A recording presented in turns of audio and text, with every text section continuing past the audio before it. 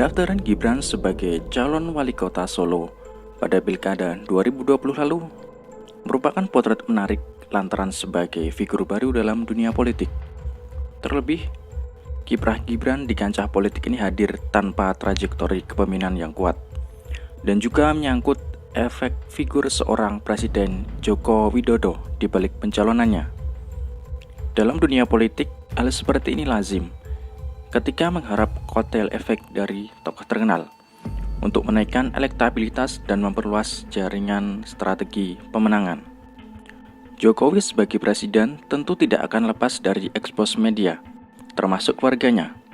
Bukan hanya itu, jejaringnya dengan elit-elit politik di Jakarta juga merupakan sumber daya elektoral yang strategis. Ekor jas Jokowi yang ditarik oleh Gibran ini sangat relevan dengan konsep electoral governance yang membahas isu kepemiluan melalui perspektif multidimensinya. Lantas, bagaimanakah kotel dari Jokowi Effect terhadap Gibran dipandang dari konteks electoral governance? Mari kita bahas.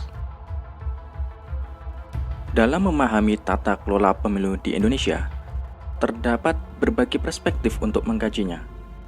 Aspek tata kelola pemilu mencakup banyak hal, seperti kelembagaan pemilu, sistem pemilu, proses hingga manajemen pemilu.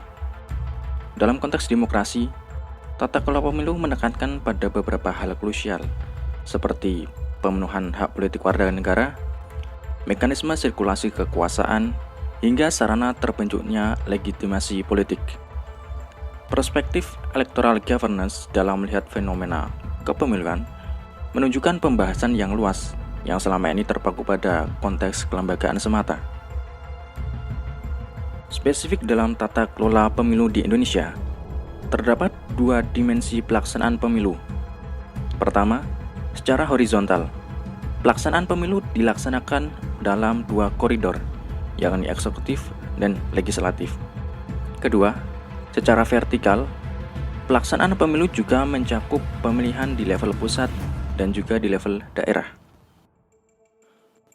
Dalam konteks pemilihan kepala daerah di era desentralisasi, trajektori kepemimpinan menjadi krusial dengan kompleksnya persaingan elektoral.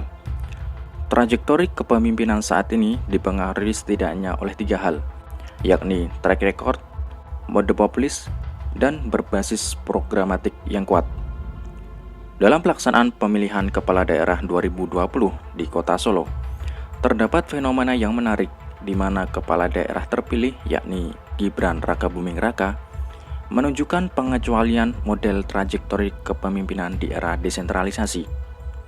Dari tiga prasyarat trajektori, hanya satu aspek yang terpenuhi, yakni model populis. Sementara itu dari segi track record dan berbasis programatik, Gibran sendiri tidak memilikinya dalam level daerah manapun. Pencalonan Gibran Rakabuming sebagai calon wali kota Solo banyak dipandang akan berjalan mulus karena ada efek figur seorang Joko Widodo. Ini seperti panjat sosial yang umum di dunia maya, tetapi dalam kasus ini, status Gibran sebagai bagian dari keluarga Presiden Joko Widodo memberi dampak terhadap popularitas dan elektabilitasnya. Dalam konsep politik, fenomena ini dikenal dengan kotel effect, yang artinya efek orang populer yang berpengaruh terhadap kemenangan elektoral pihak tertentu. Kotel efek dari Jokowi terhadap Gibran ini membantu dalam membangun citra publik, sekaligus sosialisasi gratis bagi khalayak luas, seiring eksposur media yang intens. Tentu, hal ini menjadi modal yang krusial bagi Gibran yang tidak memiliki trajektori kepemimpinan dalam karir politiknya. Keputusan Gibran tersebut lantas membuat hingar-bingar percakapan di media sosial, mulai dari isu dinasti politik hingga kemungkinan adanya abuse of power di bawah bayang-bayang seorang Jokowi. Tetapi, justru narasi-narasi seperti ini memberikan sosialisasi dan pengenalan yang lebih luas tentang figur seorang Gibran Rakabuming. Tanpa berkampanye, Gibran telah terlebih dahulu dikenalkan oleh media kepada publik. Gibran akhirnya mampu memanfaatkan berbagai narasi negatif terhadapnya menjadi sebuah kampanye gratis.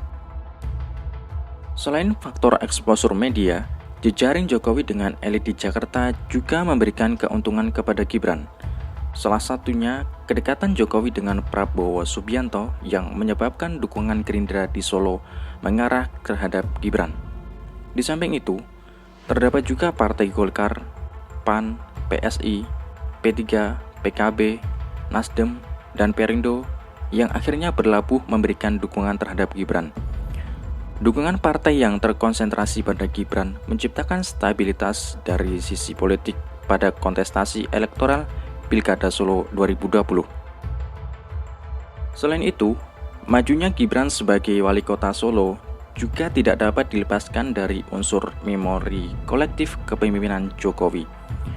Memori kolektif dapat berbentuk preferensi dalam kontestasi politik elektoral, sehingga menjadi variabel yang berpengaruh bagi karir politik seseorang. Yang menarik, memori kolektif yang terbentuk di Solo berupa kepemimpinan Jokowi selama 2005 hingga 2012 menjadi presiden positif bagi Gibran. Mengutip survei Indobarometer, dukungan elektoral bagi Gibran tidak terlepas dari tingkat kepuasan warga Surakarta pada Jokowi yang tinggi saat menjabat sebagai wali kota dengan serangkaian kebijakan dan pencapaian yang mumpuni. Hal tersebut menjadi modal politik bagi Gibran sebagai suksesor wali kota yang ideal. Alhasil, legasi Jokowi secara tidak langsung membentuk pola kebiasaan, yaitu kondisi emosional bagi warga dalam menjatuhkan pilihan dan akhirnya menjadi salah satu bagian dari kekuatan kultural bagi Gibran Rakabuming. Aspek lainnya dari proses pengajuan Gibran sebagai calon wali kota Solo juga tidak terlepas dari adanya unsur sentralisasi partai. Awalnya, Dewan Pimpinan Cabang PDIP Kota Surakarta mencalonkan Ahmad Purnomo sebagai calon wali kota berpasangan dengan Teguh Prakoso. Namun, menjelang penutupan registrasi kandidat, keputusan sentral PDIP menjadikan Gibran sebagai kontestan yang maju di Pilkada Solo. Sentralisasi keputusan dalam hal kandidasi di level pemilihan daerah nyatanya menjadi faktor lain yang mewarnai majunya Gibran di Pilkada Solo. Hal ini menandakan struktur kepartaian di tingkat pusat merupakan perintah tertinggi dan dapat mengkoreksi keputusan di level daerah.